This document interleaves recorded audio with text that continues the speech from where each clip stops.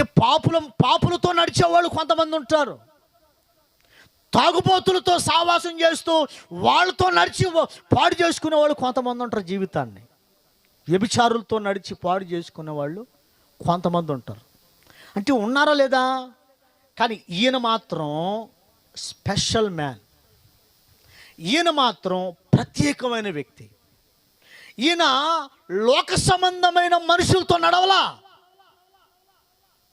పాపులతో నడవలా, వ్యభిచారులతో నడవలేదు, అక్రమ సంబంధాలు పెట్టుకున్న వాళ్ళతో నడవలేదు, దుర్మార్గులతో నడవలేదు. ఈయన ప్రత్యేకత ఏంటంటే దేవునితో నడిచే ప్రత్యేకత. స్తోత్రం చెప్పండి, గట్టిగా చెప్పండి, గట్టిగా చెప్పాలా. ఈయన ఈయన ఈయన ప్రత్యేకత ఏంటంటే మనుషులతో కాదు ఆయన నడక,